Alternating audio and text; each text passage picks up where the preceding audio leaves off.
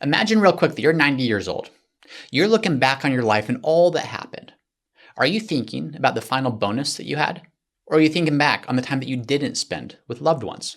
Far too often, the regrets people actually have nothing to do with finances and how much money they didn't spend, the bonuses they didn't receive. They regret the things they didn't do with family, with loved ones, the activities that they wish they would have done more of. That's why the topic of today's video is 5 signs that it might be time for you to retire. I'm a financial advisor that's worked with hundreds of people over the course of my career, so I know that financial readiness is the key. But there are also these overlooked reasons that people don't spend enough time thinking about when it comes to their retirement decision, and that's what I want to cover today. So let's go through the 5 reasons it might be time for you to retire now, and reason number 1 is time is the only non-renewable currency.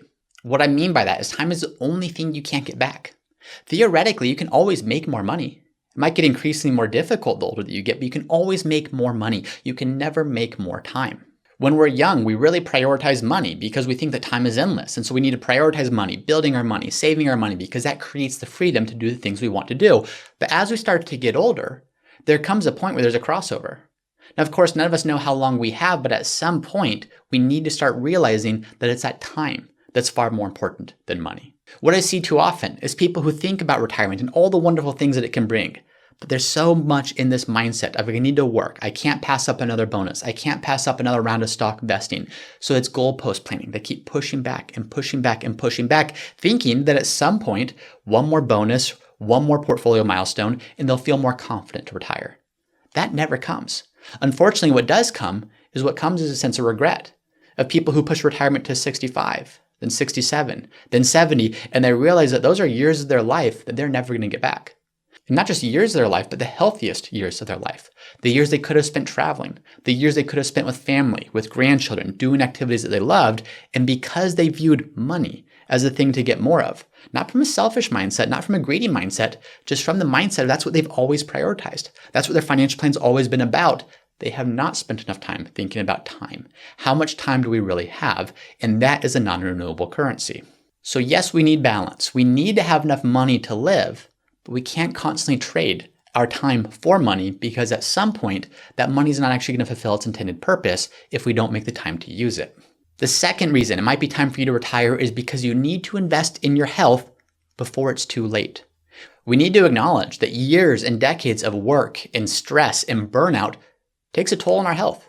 And if we are not prioritizing our health, we're not going to have the thing, our bodies, our healthy bodies, that are actually necessary to do the things we want to do in retirement. There's a growing number of retirees who are experiencing depression, anxiety, stress-related chronic health conditions, and we don't think of that in retirement. We think of retirement as stress-free, as relaxing, as like a vacation. But the reason for this is they pushed so hard. They never prioritized their health, and what they now have is a retirement where they have plenty of time, but they're not able to use that time how they otherwise would have wanted to because they didn't prioritize their health. So if that's you, it might be time to retire. How do you prioritize your health? How do you prioritize exercise, the way you eat, the things that you do with your body, with your mind, with your spirit? These are the things that you can't get back. These are the things that if work is preventing you from doing everything you need to do to maintain those, and you're in a financial position to do so, it might be time to retire now. The third reason it might be time to retire now is so that you can prioritize your relationships. Let's think about your work week. You spend 40 to 50 hours working, you're commuting for some number of hours per week, you're running errands, you're doing the things around the home. How much time do you actually have left? And not just time, but quality time to invest in relationship with your spouse, with your children, with your friends, with the people that actually make life worth living. So much of your happiness and even your lifespan in retirement is going to be dictated by the health of your relationships. If you get to retirement without these relationships, it's not going to matter how large your portfolio balance is. You're not going to have the meaningful, fulfilling, joyful retirement you otherwise would have had you prioritized relationships along the way. So hopefully you can do this while you are working. But if your work is preventing you from doing so, if you're not able to find the time to invest in those relationships, it might be time to retire now. The fourth reason it might be time to retire now is to maximize your health span, not just your lifespan. Here's what I mean by that. Let's say you're 62 years old and you think you might live until 92. In fact, let's say that you could guarantee it. Obviously you can't, but for the sake of this, let's illustrate that. You know that you have 30 years left. So what do? You say, I need to maximize Social Security. So I have a strong income source to get me to age 92. So you work and you work and you work from 62 to 70. You've maxed your Social Security benefit. You've maxed your 401k, whatever else you might be doing. And you think that now you have 22 years to fully enjoy that. Well, you have 22 years of life left in this example. That doesn't mean you have 22 years of healthy life left. There's a very big difference between our health span and our lifespan. Our actual health span in the US on average is age 66, meaning age 66, that's the average age at which health conditions, chronic health conditions sometimes prevent us from actually doing the things that we could do with a healthy body. So if you're working from 62 to 70 in that example, sure, you have 22 years of life left, but you just used up all of your health years. And not just that, but I would argue that in many cases, the longer you continue to work, assuming it's a high stress, high demanding job that doesn't actually bring you contentment and joy, you're actually burning some of the health span that you had left in a faster way because of the added stress, because it's more time pushing off prioritizing your health. It's actually shortening your health span while simultaneously working those years to age 70, like I'm talking about in this example. So understand that it's not just lifespan that we're looking at when it comes to designing a wonderful retirement. It's health span. How do we make sure that when we envision all we can do in retirement, some of those things need to go in the earlier years. Some of those things aren't going to be able to be done in your later 70s, 80s, and beyond. Very big difference between your healthy retirement years and the years where you're living, but don't have the health to do what you actually want to do. And finally, the fifth reason why it might be time to retire now is you need to break the cycle of working for work's sake. Now, I want to be clear here. Work is not a bad thing. In best case scenario, you continue to work throughout retirement, but you do so in a way that it's not taken away from relationship, from travel, from adventure, from the things that also bring you joy and contentment. Work by itself is not evil or bad. Work's actually a wonderful thing.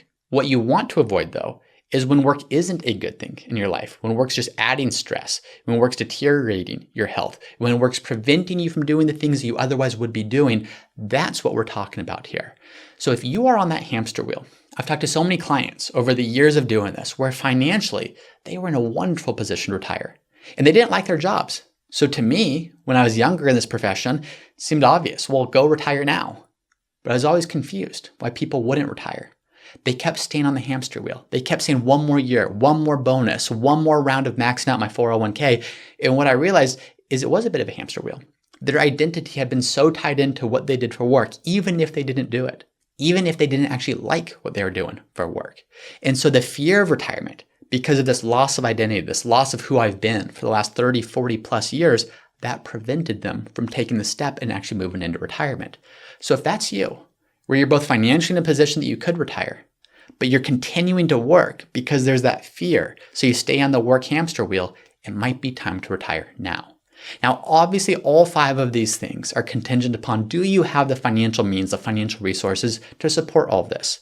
But there's a very fine and very delicate balance between getting the financial side right and not going so all in on the financial side that you continue putting off life.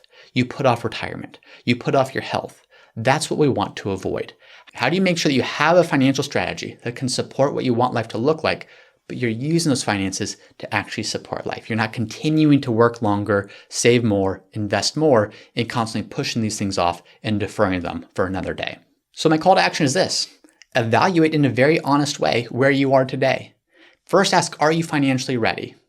Then ask, what's preventing you from retiring now or at the time when you will be financially ready? Maybe nothing, which is wonderful. But I know a lot of you watching, there is something that's keeping you tied to work, and it might not be a healthy thing. So understanding how these non-financial factors, things like health, relationships, purpose, understand how that plays a huge role in your ability to enjoy your retirement years, hopefully will help to push you to take the steps necessary to retire when it makes sense for you.